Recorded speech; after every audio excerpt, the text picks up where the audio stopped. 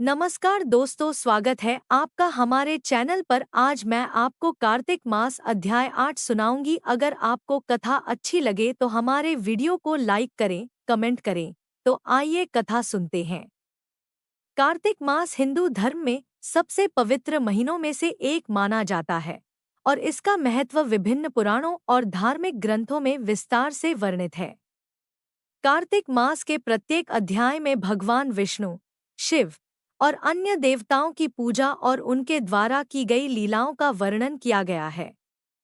कार्तिक मास का व्रत हिंदू धर्म में अत्यंत पवित्र माना गया है।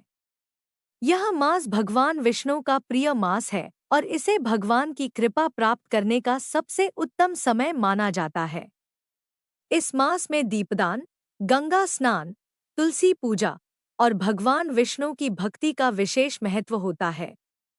जो भी व्यक्ति सच्चे मन से इस मास का व्रत करता है, उसे अपार पुण्य की प्राप्ति होती है। इस मास में किए गए धार्मिक कार्यों का फल कई गुना अधिक होता है और व्यक्ति को मोक्ष की प्राप्ति होती है। कार्तिक मास महात्म्य अध्याय 8 विस्तृत कथा। भूमिका। कार्तिक मास, जिसे दामोदर मास के रूप में भी जाना जाता है, हिंदू धर्म में विशेष धार्मिक गतिविधियों और भगवान की भक्ति के लिए अत्यधिक महत्वपूर्ण है। यह महीना भगवान विष्णु के परम भक्तों के लिए अत्यंत पवित्र और पुण्यदायी माना जाता है। कार्तिक मास में भगवान श्री कृष्ण की विशेष रूप से पूजा की जाती है और उनका दामोदर रूप विशेष रूप से पूजनीय है। इसी महीने में तुलसी का पूजन, गंगा स्नान, दीपदान और व्रतों का पालन करने से अत्यधिक पुण्य की प्राप्ति होती है। अध्याय 8 की कथा प्रारंभ। भगवान विष्णु का वरदान। अध्याय 8 की कथा की शुरुआत इस प्रकार होती है कि एक बार पृथ्वी पर पाप और अधर्म का बोझ बढ़ने लगा था। चारों ओर अधर्म का बोलबाला था और मनुष्यों के मन से धर्म और भक्ति का लोप हो चुका था। ऋषियों और मुनियों ने भगवान विष्णु से प्रार्थना की कि वे इस स्थिति को सुधारने के लिए कुछ करें। तब भगवान विष्णु ने पृथ्वी पर अवतार लिया और कार्तिक मास में व्रत और पूजा के महत्व को पुनः स्थापित किया। इस अध्याय में भगवान विष्णु ने स्पष्ट रूप से कहा कि जो भी भक्त कार्तिक मास में नियमित रूप से व्रत, उपवास और पूजन करता है, उसे सारे पापों से मुक्ति मिलती है और वह विष्णु लोक को प्राप्त होता है। भगवान विष्णु ने इस मास को सर्वोत्तम बताया और कहा कि यह मास स्वर्ग, धन और मोक्ष प्राप्ति का मार्ग प्रशस्त करता है। तुलसी पूजन और उसके महत्व की कथा। तुलसी का पूजन कार्तिक मास में विशेष रूप से महत्वपूर्ण माना गया है। एक बार की बात है जब एक राक्षस जलंधर ने अत्यधिक आतंक मचा रखा था। उसने अपनी शक्ति और बल से देवताओं को परेशान कर दिया था और देवताओं की पूजा और यज्ञ बंद करा दिए थे। जलंधर की पत्नी वृंदा अत्यधिक पतिव्रता स्त्री थी और उसकी भक्ति के कारण जलंधर को पराजित करना असंभव हो गया था। देवताओं ने भगवान विष्णु से सहायता मांगी।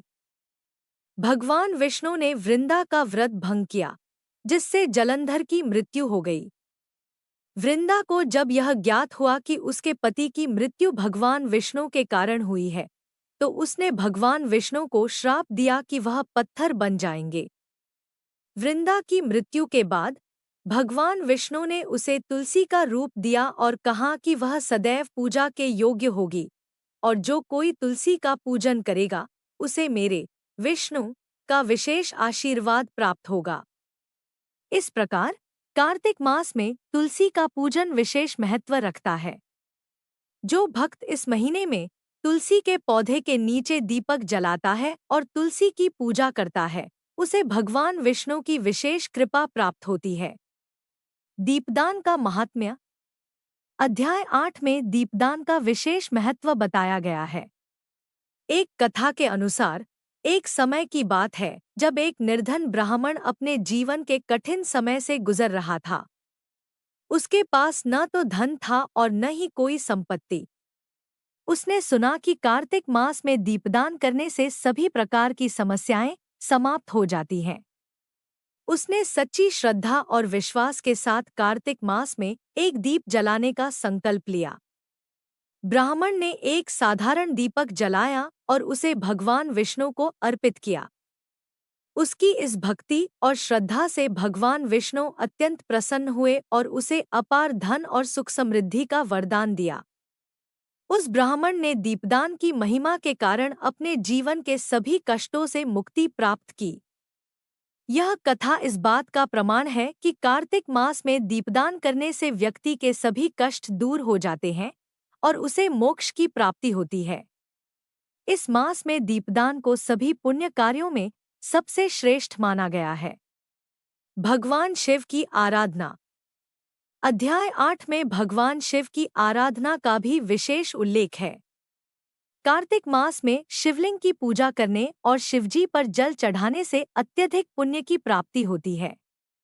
इस मास में रुद्राभिषेक और महामृत्युंजय मंत्र का जाप करने से व्यक्ति के सभी रोग, कष्ट और पाप समाप्त हो जाते हैं।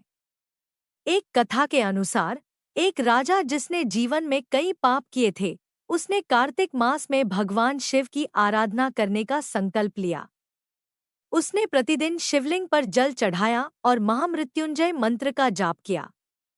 उसकी इस तपस्या और भक्ति से प्रसन्न होकर भगवान शिव ने उसे उसके सभी पापों से मुक्त किया और उसे मोक्ष का आशीर्वाद दिया। व्रत और उपवास का महत्व। अध्याय 8 में कार्तिक मास के व्रत और उपवास का भी विशेष रूप से वर्णन किया गया है। कार्तिक मास में जो व्यक्ति उपवास करता है और सात्विक जीवन जीता है, उसे समस्त सुखों की प्राप्ति होती है। इस मास में मांस और मदिरा का त्याग करना चाहिए और केवल शुद्ध भोजन करना चाहिए। धार्मिक अनुष्ठान और कर्तव्य। अध्याय 8 में यह भी बताया गया है कि इस महीने में धार्मिक अनुष्ठान और दान करना अत्यंत महत्वपूर्ण होता है। इस मास में गरीबों और ब्राह्मणों को भोजन और वस्त्र दान करने से व्यक्ति को स्वर्ग की प्राप्ति होती है। एक कथा के अनुसार एक बार एक निर्धन व्यक्ति ने कार्तिक मास में ब्राह्मणों को भोजन दान किया। उसकी इस सेवा और दान के फलस्वरूप उसे अगले जन्म में राजा बनने का आशीर्वाद प्राप्त हुआ। निष्कर्ष। अध्याय 8 में कार्तिक मास के धार्मिक और आध्यात्मिक महत्व का विस्तृत वर्णन किया गया है। इस मास में किए गए पुण्य कर्मों का फल अनंत होता है और व्यक्ति को जीवन में समृद्धि, सुख और मोक्ष की प्राप्ति होती है।